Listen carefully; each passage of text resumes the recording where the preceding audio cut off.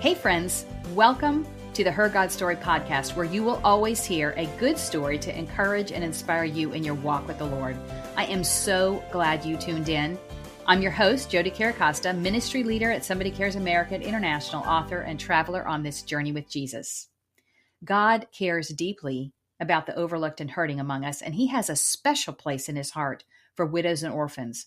Over and over in Scripture, He directs us to care for widows and orphans, which is why Somebody Cares created the Widow and Orphan Fund. As a company of women, we can do so much together to take care of the special needs of those He's put in the care of our ministry partners around the world. Recently, we funded the delivery of special care packages to 5 destitute widows in Africa who are struggling to put food on their table for their children. And while this is only temporary help, efforts are underway to provide monthly assistance to them while they seek employment and secure a good living situation. Because of the gifts of so many of you, dear friends, these precious women know that God has heard their cries and has answered with tangible help. Please pray about joining our number with a gift at hergodstory.org and click on Help Now. We even accept cryptocurrency. God is moving around the world. We can at times get so caught up in our own lives, church, and community that we forget God's interest and reach is vast. While He's answering our prayers and intimately supplying our needs, He's also doing that for people all over the world. He is Lord of all the earth, and His desire is that all people from every nation, tribe, and tongue become part of His family. Acts 17:24-28a gives us a glimpse of His plan. The New Living Translation reads, "He is the God who made the world and everything in it. Since He is the Lord of heaven and earth, He doesn't live in man-made temples, and human hands can't serve His needs, for He has no needs. He Himself gives life and breath to everything. He satisfies every need. From one man He created all nations throughout the whole earth. He decided beforehand when they should rise and fall, and He determined their boundaries. His purpose was for the nations to seek after God and perhaps feel their way toward Him and find Him, though He's not far from any one of us. For in Him we live and move and exist."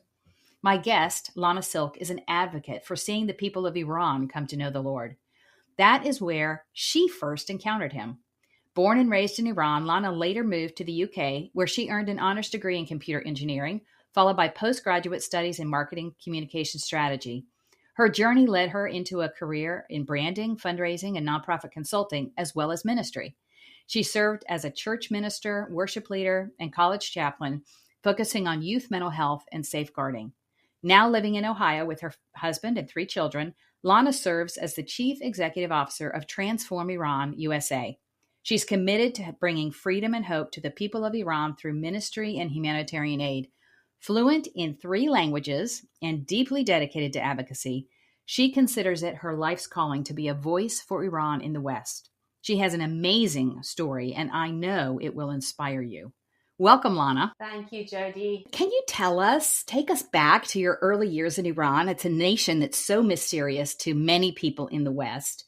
How did your faith journey begin, and in what ways did God shape your upbringing? So I was born in an Islamic republic in Iran, and so right from the beginning, I was surrounded by Muslim propaganda and a desire by the authorities around me to brainwash me, for want of a better word, and have me sign up to the government's ethos.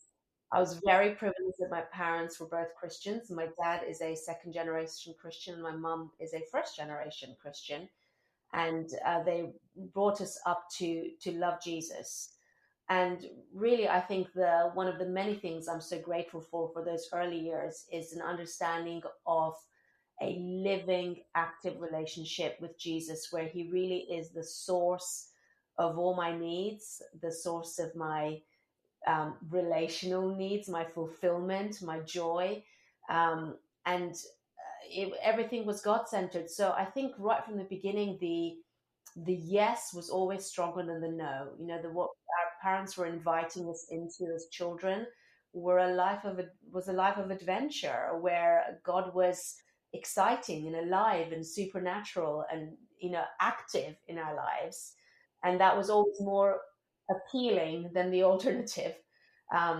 so we learned from an early from right from the beginning what it was to live that way, and I think that's what shaped things for me, um, because it caused me to, well, my parents modeled to me what it was to live in steps of faith. So from an early stage, with them following the voice of God to leave Iran when they didn't know why, and then following his voice to establish a ministry to Iranians, step by step obedience, acts of faith. No need for the full picture, just need the step in front of you now.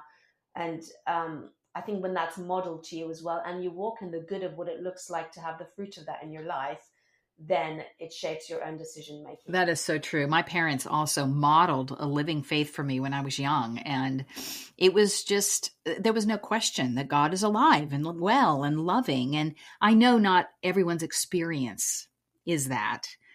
And you certainly lived in an environment where people all around you were not experiencing the goodness of God. I would imagine may have faced some persecution along the way. Yes, a little bit. Not for me personally, I was a little bit oblivious to some of those dangers. My mom tells me the story of when I was maybe 8 years old, something like that, standing on the balcony in our apartment in Tehran and shouting out to the passersby about how Jesus was Lord and they needed to repent of their sins. Follow Jesus, and they're having to drag me into the house. You cannot shout like that from the balcony. I was naive in it a little bit, but also I think that stemmed from such a pure and sort of passionate faith that surely this is true and surely everyone needs to hear, and what are we going to do about it? So that kind of urgency. Um, so they did a good job of walking that fine line of protecting me so that I didn't walk in fear, but also protecting me so I didn't make the crazy mistakes. Um, but yeah, I mean, I went to an Islamic school. They lined us up in the schoolyard in the mornings and had us shout death to America, death to Israel. Everything was very Islamic, very propaganda driven. And yet I guess the truth of what I'd experienced in Jesus was so real and so dominating in my thinking that there was never any risk of that being compromised in my mind. Yeah, that's amazing because, boy, you sure could have just bowed to the cultural pressure, the peer pressure. You know, this is what everybody else believes. Why am I different? Yeah. But we are a peculiar people, a chosen generation, a royal priesthood. And you knew that from an early age. Yeah, I did. Yeah. Never afraid to be different. Some of that is personality makeup, I think, and some of that is Christian personality that I guess we all should have a little bit of, which is that we are supposed to be different. And actually, our message is a little bit offensive. And I think as we have come too far down the line of wanting to appease people and keep people happy, and that, you know, in the name of tolerance, some things get compromised sometimes. And you know, Jesus was offensive to the powers that be in his day. Yeah, yeah. To the powers that want to keep us captive, certainly offensive. Yeah, Mm. yeah. Well, throughout your life, I'm sure you have many, many stories, but you know, whether in your move to UK or career or relationships, what are some of those pivotal moments where you saw clearly God's hand guiding you and protecting you along the way, starting when you were 8 years old, even? Yeah, that's right. Yeah, I've always been passionate by nature, like in every way. Like that's, I'm an all-in kind of person. Um, so it was, faith could never have been a bolt on. It was everything. And some of that was also because of what I'd experienced, and I wanted everything. I didn't want half of it. I think one of my earlier memories that sort of had a shaping effect on my life was when I was baptized. I was sort of 13, 14, 15, that kind of age. And I was, I was very excited. The way they did baptisms in my church was you would get up and you would give your testimony. And that in itself had been a bit of a journey for me, because I didn't have I was a drug addict and a criminal, and I didn't have that story. And I was a little bit I remember that process of struggling a little bit with, well, my story's not very exciting. And then having a revelation of how exciting it is to go from death to life in the spirit, that process, and understanding that that's actually the most dramatic conversion that we can have. So that revelation had led to my testimony that written. I was very excited to share it, and it was just so, there was so much joy and excitement in the moment. And then after I was baptized, I was at the back and I was getting changed, and what I didn't know was that my dad had received a phone call just before I was baptized, to let him know that his best friend had just been martyred in Iran. And his best friend was the superintendent of the church in Iran. It's actually ended up being one of the most sort of infamous martyrdoms that took place in those early days of the story changing for what the church looked like in Iran and how it was being persecuted. And so he carried that to him in himself to let me have that sort of excitement of the baptism. And then after, when I was at the back, he got up and shared it with the church. And so then my cousin had come running to the back, in floods of tears, and while I was getting ready, saying, they've killed him, they've killed him. And I had no idea what she was talking. There was no point of reference. They weren't killing people at that time. Yeah. So it took a little while for me to understand what she was saying and exactly what had happened. And I'd known him as uncle. Like, we'd grown up with his kids. It was very close to home. And I remember, as I was processing that, the Lord speaking to me saying, what you've just done, that process that you just, that baptism that you just publicly declared that you want to follow me. This is what we're talking about here. This is an all or nothing kind of faith. So it was very, very dramatic in my mind, because it was a reminder of what it means to follow Christ. So yeah, it was more of what I knew, I guess, but it was very, just that the timing of it has never been lost for me. Yeah. So that was very, very formative. When we do baptism, we are dying to our own self and we are raising to new life. And when I was growing up, I listened a lot to a minister named Derek Prince. He was a fabulous Bible preacher, a Bible teacher. And I remember hearing him talk one day about our approach to Christianity, and that the communists say we are just dead men walking. And Jesus and Derek Prince said, no, Christians, we are dead men walking. We are dead to ourselves and we live for Christ. And whatever happens in our life, we know we're alive for eternity, but we have to die to everything else. And that revelation and that embracing that kind of lifestyle is transformative. It's shocking at first when you think, whoa, wait a minute, this is really it. It's all or nothing. But it's also so freeing when you finally realize that and you embrace it. And I think a lot of people have a hard time embracing that. They think, I really kind of like doing some things my way. And God loves for us to enjoy life and the beauty of his creation. But realizing that at any moment he could call for that, he could call us in, call us home for his purpose, for his glory. I'm sure that even though there was great hardship, God was glorified through that martyrdom in some way. Yeah, absolutely. And he continues to be, as that story continues to have ripple effects and new people are exposed to it. Absolutely. I think there is like you say, a sort of a freedom that comes in relinquishing our hold on the things that we don't need to hold, letting God be God.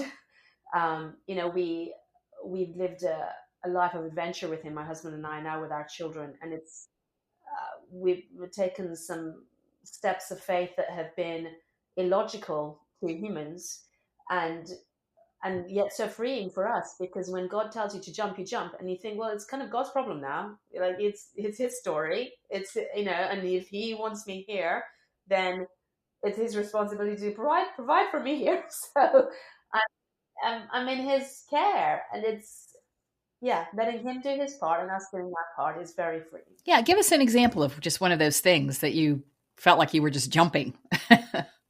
Well, there have been a few, and he's very gracious in that he eases us into the next stage. The word talks about stretching your tent curtains. Like this, there is the actual process of stretching is uncomfortable, but it increases the ground that we cover. It increases our territory. It'll increase our legacy, even our impact. And I feel like for me, every step, every decision that I've made, God has stretched me a little bit more into that little bit of a bigger risk, that little bit of a bigger ask, a bigger dream, a bigger unknown, and then every time a bigger blessing, a bigger impact, a deeper understanding of Him, a greater intimacy with Him. So, the first one that I remember, well, for me, I made a decision right in my teens that I wouldn't make any life altering decisions without a prophetic confirmation from God. I think it was kind of a revelation of this letting God be God thing of, well, look, do I really believe that He has a plan and a will for my life? And do I really believe that He's good and He is a God of clarity? So then, if I really believe this thing, then why wouldn't He know what I should do in every big decision that I make? And then why wouldn't He tell me what I should do? So that was a revelation I had pretty early on, and right down to, so the first decision, of course, was what college do I go to? And it was a prayerful decision, and actually I ended up going somewhere that I hadn't been a plan A, and it was such a big blessing for me, and I met my husband there. And so then every step, with my husband, when we were dating, we sort of reaffirmed this decision. Well, there's no marriage in this without God's confirmation. And then the story of how He confirmed through a vision and through a prophetic word through another person to each of us that and we are His best plan for each other. And so we've always lived like that. But the first one that really was a big step for me was when we made a big sort of career change for my husband. Well, a job change, and with that, a big house move. So I was pregnant with our third child, and we bought a house near where my parents live. We had we were settled. I picked out the schools that my kids would go to, and my husband had just been promoted to a director at his company, and everything was going really well. And my mum was down the road, and I was going to have another baby. And then my husband started getting headhunted for a job, and for me, it was just fun. Like, oh, isn't this fun that you've been noticed by people, and they want to interview you. And he was keen to explore it, but I think in my head it was all, well, you're just having some fun here, and you're seeing what the wider market thinks of you, but of course I'm not going anywhere. And I remember this one saying to me, "How do you feel about moving?" And I said, "No, we're not moving. He's just interviewing. We're not moving. God hasn't said anything, and He hadn't said anything." And we both knew that we wouldn't move without God saying anything. And this place was, like a 2-3 hour drive from our house, which in England is a big deal. That's right across the country. Like in America now, I'm learning everything's shrinking. Like 3 hours is, you go shopping 3 hours away. In England, you don't do that. So it was just a whole different world. We didn't know anyone there. And he came home from one of his interviews and said, "I'm really getting excited about this job. I think I want it." And I said, "Well, we're not moving because God's not said anything." He said, "Well, we need to really start praying because my emotions are changing about this." I started digging into the word, and everything that I was reading was confirming my own earthly desire to stay. So it was all like the boundary lines have fallen in pleasant places and those kinds of scriptures. It was, we're not going. And then it got a bit more urgent, and I thought, no, I really, really need to pray. And at that time, nobody knew because he was very senior in his company, and word couldn't get out that this was happening. And so it was just us and our parents that knew that we were even exploring this possibility, or that he was. So I thought, well, I'm just going to cast the net wide. So I went on Facebook and this is like 30 years ago now. So Facebook is slightly different to what it was back then. Yes. But I put on Facebook, Lana needs to hear God. Anyone got a word?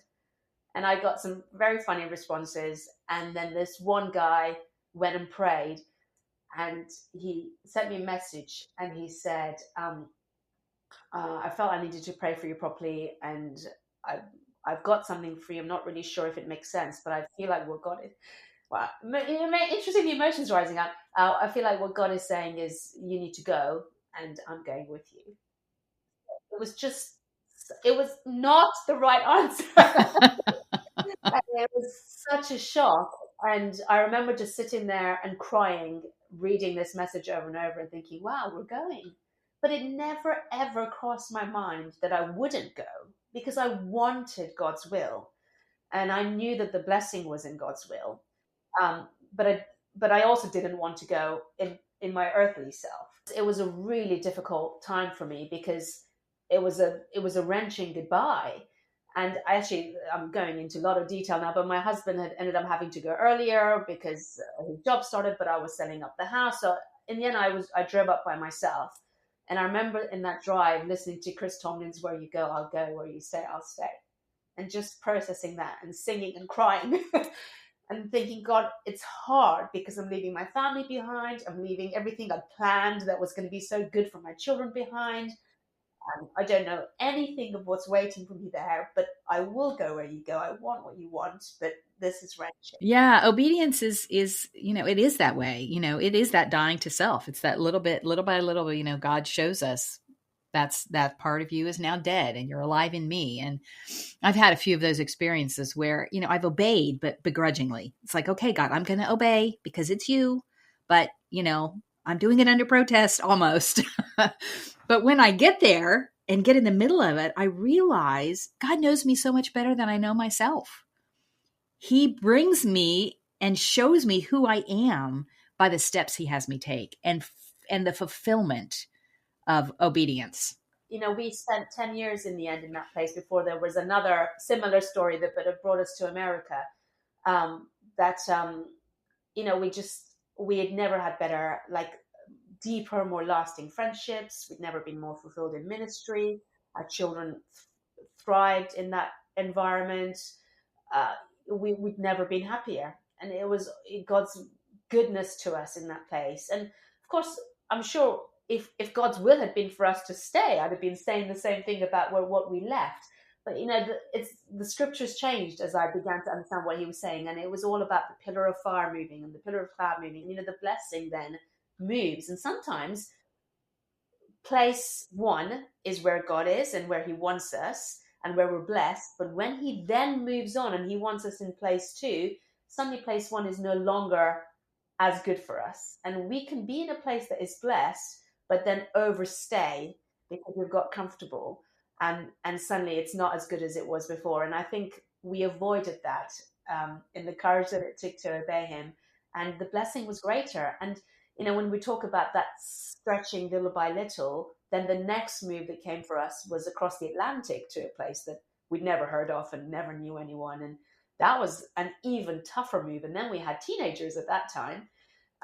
But God had prepared us for that. And again, I would say, I've never been happier. I've never been more fulfilled. I've also never been more stretched. I've also never been more uncomfortable. And he's growing me, and he wants more and more for me, and he tells me, like it says in Isaiah, your ears shall hear that word behind you saying, this is the way, walk in it. And every time he's doing that in his kindness, and he's growing us. Yeah, it is in his kindness. I was reading last night in Ephesians 1, and it talks about, that God gives us all these inheritance in heavenly realms, but it says he does it for his great pleasure. Yeah. I mean, out of his great pleasure, it gives him pleasure to bless us and to lead us into more blessing. Yeah. Yeah. It's not just, let me see what I can do that to them, let me see what trouble I can get them. No, it's his pleasure to bless us and to lead us along the way. Yeah. Well, Lana, was there a particular experience or season that really significantly deepened your relationship, your personal relationship with God, and helped define your personal and even spiritual path? I think probably the most recent would be this move to the US. It was a step up from what we'd done before in terms of trust and really leaning into him. I had to really practice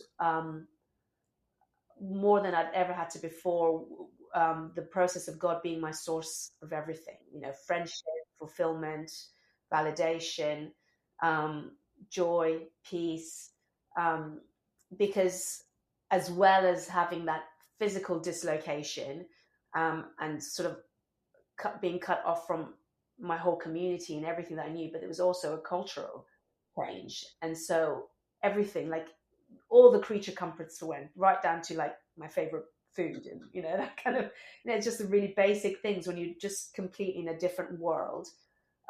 So it was hard, but when God gives you clarity for his will. And he does do that. I think if we are willing to be patient and wait, and practice what it is to hear his voice, what his voice sounds like. I didn't go from zero to get on a plane and move to America. The first steps would have been things like go to school this morning and tell this person that I love her. And then I go to school and I find out it's her birthday and I didn't even know.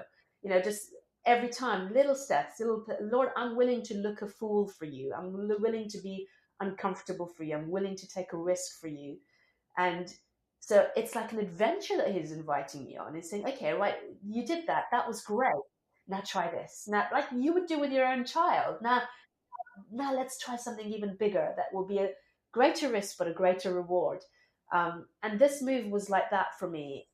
And he'd been very, very clear. All five of us then, with our three children, had been praying.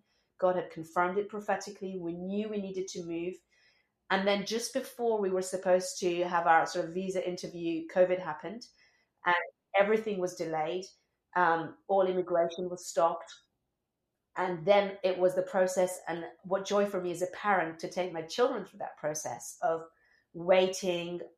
But we thought we'd heard God, but now what is this? And delay and disappointment, and what it looks like just to let God be God and let his part be his problem, which is what we were saying to each other all the time. Well, if God wants us in America, then he'll take us to America.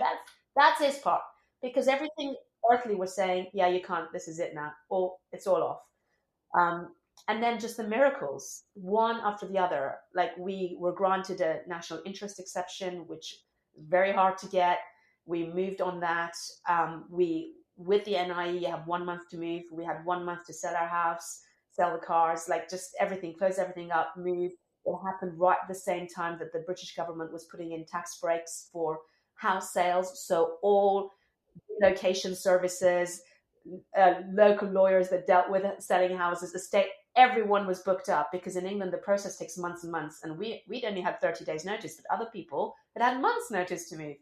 And everyone's saying to us, well, this will never happen, that will never happen, and then it did, and then it did, and then it did. So it was just so great to walk in the bubble of God has made a decision that now is the time that we move, and it was like the sea parted. It was amazing. And then to get here after all that excitement, and then to have the sort of crash back to reality of we literally don't know anyone. There's a total sort of language disconnect, culture disconnect, and that whole process of figuring things out, the kids each going through their own process of it. Your pain as a parent, watching them struggle with that and figure it out, but also trusting that God knew that this was good for them, not just for you, and just all of that. So it was so formative in the five of us just digging really deeper in God and letting him be everything first. And then he provided all the extras again. But first he wanted to be that friend that we needed, or that whatever community or whatever. So it was great. Yeah, it is harder often for parents to trust God with their kids than with themselves, right? I mean, because we want to step in. We want to step in and do what we can to ease their angst or their suffering, and sometimes, not always, sometimes we need to do that, but sometimes we have to just step back and say, okay, God. Yeah, I do. Yeah, exactly. If we protect them too much, then we protect them from the adventure. And you know, the whole cliche, there's no testimony without the test. And I think it says our instinct to stop those tests for our kids, and it's we deny them the pleasure of the other side of it. So I guess because we had lived in the good of what it was to go through those pain barriers to the other side of the blessing, we wanted our kids to experience it, and we wanted them to be part of the journey. So right from the beginning, when we're praying for it, like, are we even going? What has God said? And for them to hear for themselves that God has said, because a lot of that comes with the ownership of the vision. Yeah, sure does. Someone tell you, God is doing this, and I'm going to make it happen for you. And this, I've heard that's very different to you go and hear for yourself. You be sure what God has said to you, and then you walk in that. And our kids had that. So when they moved here, they knew what God had said to each of them. And it would be good for them. And so they each had their own journey, and they're better for it. Yeah, that's such an powerful tool for parents to use. It's not really a tool, but just encouraging the kids to not just hear from God through me, Yeah, but to hear God for yourself. yeah, yeah. It's important. Yeah, so important. You've shared a couple testimonies, but are there any more that you can share how you've seen God move in your family and your life through answered prayers and provision and unexpected doors opening? I mean, it seems like your whole life has kind of been that way. Yeah, well, it's all more of the same, really, in hearing God, Him telling you what to do, and then you doing it even though for whatever reason it doesn't make sense, and then walking in the good of what that looks like. So, yeah, it's all in the same vein. I'm trying to think of another, but I keep going. My mind keeps going back to the moves or the kids. Um, the churches we've joined. Even that is a decision that is made in faith. There are lots of different options for us spoiled Westerners in terms of where will we worship? What's going to be our community? And God knows each time, and He's made it really clear to me each time. And each time I've had a little bit more courage in asking Him for an extra, like obvious, if this person invites me for dinner, then I'll know that. Then I'll know. And actually, that was the story for our church, for our current church, because um, it's a whole long story, but I had it in my head that I it was important to me that somebody would want me in their home for a meal, and I've learned now that culturally that doesn't happen so much. In England, that's how we connect in our homes. And so it became a bit a sort of almost like a fleece for me, right, Lord? That will be when I know that this is my church. What I didn't know was there was another person in my church at the same time who had never ever had somebody to her house for a meal, and it was almost like a fear thing for her. Like it was too hard, it was too big of a deal. And yet that morning, the Lord spoke to her and told her to invite us for a meal. And that's another woman who knows to the voice of God and is willing to take some crazy steps. And so I didn't know her part of that story until much later. And so she invited us for dinner that day. And I didn't even fully believe it, to be honest. There was a lot of, oh, we should get together. And then nothing would happen.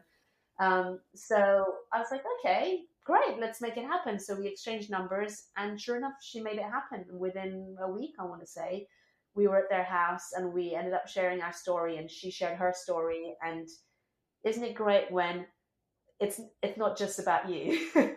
So God is bringing you all together, and in that one moment, she and I were both having a personal upgrade in the Lord, in His commitment to us and His love for us. And she was encouraged because she did something super hard for her, and she got used by God to be His voice in someone else's life. And I was encouraged because something that seemed a little impossible suddenly happened, with God going, okay, fine, I'll play your game. Here, go and have dinner at her house. So and it leaves me in no doubt. Then I know that this is the body that He's called me to, that I'm supposed to be a blessing in, and I will be blessed by. So Yeah. yeah. And, I love that's such a sweet story because, you've been sharing these big, huge steps that God, had you take, moving away from family, moving across the ocean, and the miracles that He worked. But He also directs us in the simple little things, doesn't He? Have someone over for dinner. I mean, it was a big thing to her, but short of moving across the ocean. So, every nudge from the Lord that we hear has a plan and a purpose It really does. and an impact. Yeah. Lana, your journey, it's taken you from marketing and business into full-time ministry and advocacy for the people of Iran. How has God shaped your calling along the way? I mean, did you know from, when you were a child that you were going to be an advocate for Iran, or how did you realize that throughout your life? Yeah, it's interesting, this word calling, isn't it? And I guess some of it is more about our awareness of our calling rather than necessarily the calling itself. Because I'm not sure that the calling itself has changed as much as my character, my readiness for it, my understanding of it, my appreciation of what it really is. I think he's known all along, and he's just given me steps, like that Isaiah verse. Like, this is the way, walk in it, each step by step. Or that in Psalms 119, when it says, "Your word is a lamp to my feet and the light to my path." Like, it's the picture I have of that is that very first next step is lit up, but we don't see the entire town lit up. We don't know where it's all leading, and I think that's his kindness as well. That I think he would freak us out if he told us the whole thing from the beginning. So I've always Iran has just been deep in my heart always. Um, the connection has been strong. My love for the country, my love for the people has been strong. Even after we moved to England, like I continued to read my Bible in Farsi. I wanted, I wanted that connection to remain. And I'd always said that I was called to Iran. I had said that always, that my call is Iran. I didn't know what that meant or what that looked like, but I knew that's what it was. And then, because I'm listening and the Lord is now guiding each step, I end up having a degree in engineering, a career in marketing, and each step is a little bit confusing. Marrying an Englishman, I always figured I would marry an Iranian or an Armenian. Like that didn't make sense, but I fell in love with him, and the Lord confirmed it. And it's okay. So this is obviously your best choice for me. Little did I know that God would use him to shape me, to better me for my calling, and his career path has enabled my ministry because we're here because of him.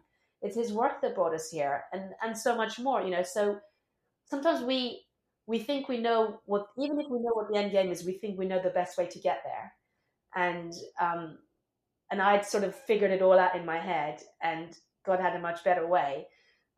So it's been a journey, and now, and I think there's more. I think there's more to come that I don't know yet, because kind in not telling me, so I don't. Partly so I don't get ahead of myself, even in my own ego, but also that I don't get ahead of myself in fear and paralysis, because how on earth are you going to do that through me? Um, but I think now at this point in my life, when I look at how he's using me, I think about all the skills that I learned through secular work in business and communications, that have really equipped me uniquely for this very specific task that he has called me to do. And, our callings are unique. We all know that. Our ability to fulfill those callings is also unique.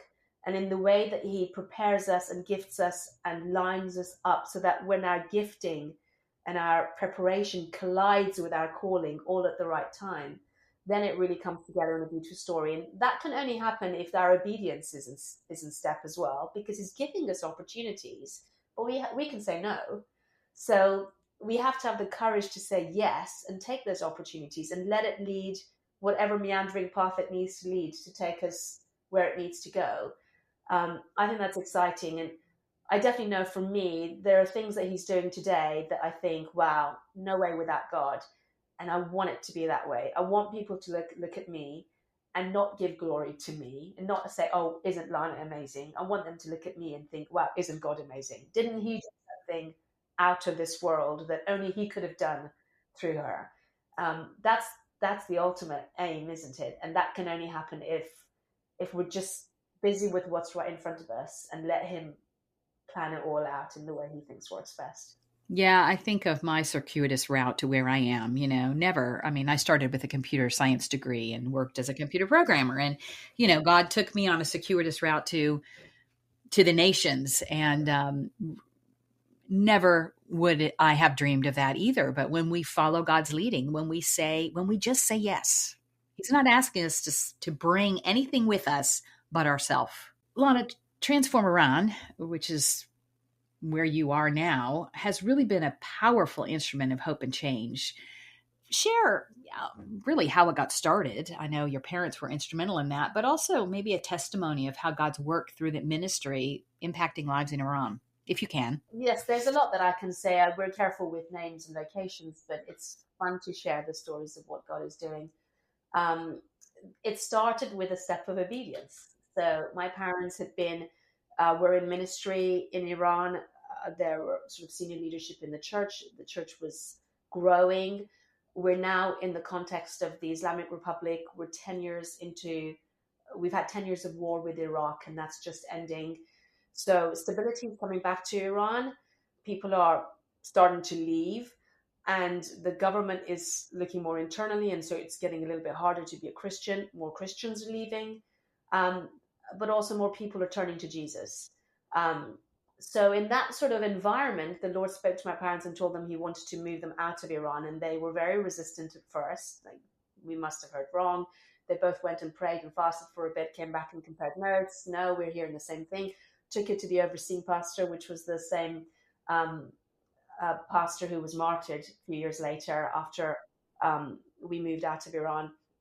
He said, "No, you must have heard wrong. We need you here." They said, "Great." And then he had a dream, and God confirmed it in a dream and said, "No, I need you to release them. They need to leave." And he, of course, again, obedient man of God, knows the voice of God, um, came and woke us up early hours and said, I've heard from God. You did hear right, and you need to leave quickly." So we left very quickly within a few months, and you can't take anything out of the country with you. So it was literally a leave it all behind, a very sort of Abrahamic kind of story in terms of how God calls him out of one place, but he doesn't tell him any more detail. Like, first, Abraham has to step away before then God says, "Okay, now you're out. Now this is where we're heading, and this is what's coming." And that's what happened for us. So we moved out. It was just before my 10th birthday, and um, then the Lord spoke to them and said, "The church is about to be driven underground. Persecution is going to really increase, and I'm going to need you here to resource and strengthen and help grow what will become this persecuted but thriving church." And people say today that Iran is the fastest growing church in the world, and it's 99% owing to what God is doing and in His supernatural grace and kindness, and 1% because people like my parents have been obedient and put in measures to support this movement. So there's satellite TV, there's radio, there's digital church network. There's so much that they've put in place that supports. And my parents have always been pioneers. They've seen things ahead.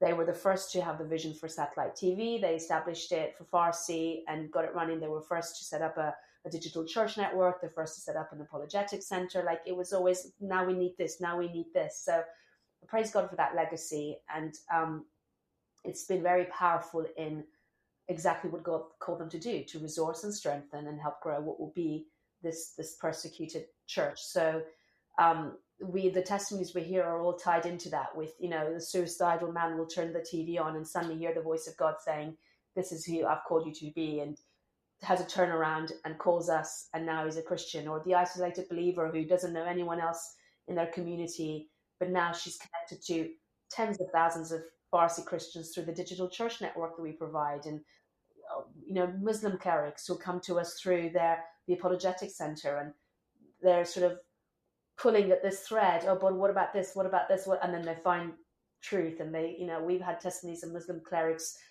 leading other clerics to the Lord because they finally understood who God really is and want to follow Him and want to tell others, and so on and so forth. So God is using digital media very powerfully, and now diving into the ethnic communities of Iran. And the church is fast growing, but that growth is really limited to the Farsi speaking community, and less than half of the Iranian population will speak Farsi at home.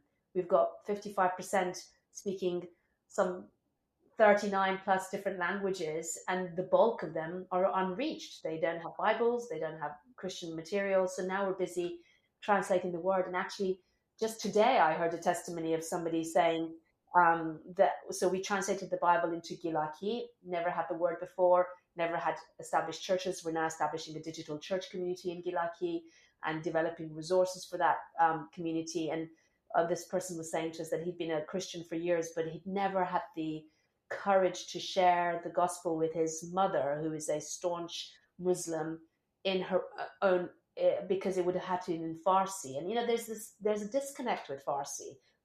It's such a controlling regime, and these ethnic communities have all these different traditions and cultures and music and the arts, and the government is stifling all of that. So you come in with Farsi, it feels foreign, it feels controlling, it feels outside. So he'd never really been able to had felt comfortable to share with her for whatever reason. But now he has the Bible in her language, so he began sharing it with her, and now seeing her heart touched, she then connects with the digital church community. She has a whole testimony around healing from cancer from it. And now she's evangelizing other people, saying how, the Christian God has healed me. The Christian God has spoken to me. So, those kinds of stories, lives really having a turnaround. When Iranians know Jesus, they are exploding with it because it's so transformative. So now they're telling others, and the church is growing this way. That is amazing. I love to hear the testimonies of what God's doing around the world because, and we're believing for God to start a massive awakening here in the United States as well. But it's happening. It's happening in places as what may seem to many as strange as Iran. God is moving there. He's at work. He loves the people and is calling them to himself. Yeah, I think it's also a real strengthening encouragement for us, because Iran is sort of synonymous with evil, unreachable, hopeless, dark, and a lot of that is true. Except that God then is doing miraculous things in the background. And when we hear what God is capable of doing and is doing, it's like Iran, I think it stirs faith in us to think, well, surely then he can do that in this circumstance in my life, because look what he's done in this country that is gripped by this evil regime, and yet the fastest growing church in the world. I mean, how does that happen? Only God can do those things. But there's the prayer of the saints has paved the way for that. The blood of the saints, the sacrifice of the saints has paved the way for that. And God may not be asking us to bleed for him literally, but he is asking for sacrifice. And when we lay things down, when we're prepared for it to cost us something, then he can move in really great power. That's very good. Well, Lana, as you look ahead, what do you sense God speaking to you in this season, and how is it shaping your next steps in ministry and in your personal life even? I think it's that constant invitation for more. He's inviting me for greater intimacy, greater dependency. He wants me more than he wants my ministry. And that's been a real fun um, exploration for me, in just that love affair between me and him, that I actually matter more for him to him than anything I can do for him. That constant mind, that's been good for me. And then it's just that stretching. I don't want to stop stretching, stop learning, stop taking risks, and there's always more. So I feel like whatever the story may have been to date, I can rejoice in what God's done up to now. But that's history. God is the God of today. So what does he want from me today? Where is he stretching me today? Where is he inviting me to partner with him in something new, for me to learn more about him, to depend more on him, to give him more glory, and to give him the opportunity to do more exciting things, to show off. I think it's such an amazing revelation when we realize God is so much more interested in our relationship with him than in what we do for him. Yeah. Especially when you're working in a ministry setting. All of us are in ministry, whether we work in a secular setting or in a Christian setting. But when we're working in a Christian ministry setting, it's often easy to get our eyes focused on what we're doing, Yeah. rather than our relationship. Yeah. Yeah, exactly. So what would you encourage our listeners how would you encourage our listeners in their walk with the Lord? I would say spend time with him, so that you can learn to hear what his voice sounds like, so that you would love him more. As you get to know him, the love increases. And then when he does speak, no matter what it is, take that risk, do it with joy. It will be good for you. Um, and I think each the baby steps fine. It starts small, but as each step gets bigger, then you learn to trust him with more. You He will trust you with more audacious things. So it just makes me think of the parable of the talents. Even they gave him a handful of coins, and those that did something with that, he then came back and gave them an equivalent number of cities. He trusts you with more. So take those steps, let him stretch you, stretch yourself, get those spiritual muscles working, and see where he'll take you. Well, as we close, Lana, is there a woman of the Bible whose story has particularly inspired or taught you something meaningful? And how has her story impacted your journey of faith? Well, actually, one of my favorite Bible characters is Anna, the prophetess. Testament. I've named my daughter after her. um, I love that there's no big sort of airs and graces and bells and whistles around her, but this is a simple woman who saw what God was doing right before her eyes that other people missed. And I just think that's so important that we don't miss what God is doing. She could have just walked straight past and no one nothing would have really been that different, but she would have missed out on being part of that celebration of what Jesus was and what God was doing in humanity at that time. She caught that wave. The word talks about how the sons of Issachar knew the times. It's that knowing of the seasons. And when you look in the New Testament, Jesus is actually quite cross with the Pharisees who are missing it. Like you miss it. It's right before your eyes and you're missing it. So um, that's always the encouragement. I think serving in a country like Iran as well, and whenever we encourage people to get involved, to partner, that's the story behind it. Like, let's not miss it. Right now, God has his hand on Iran. He's doing something amazing. You could walk straight by and carry on with what you're doing, or you could engage with what God is doing. Don't miss it. And it's because it's a blessing for you. It's a blessing for me. It was a blessing for Anna. She got to speak blessing over the Messiah before hardly anyone else knew that he was there. So it's that partnering with him then in that dream, in that vision, and then it becomes an adventure.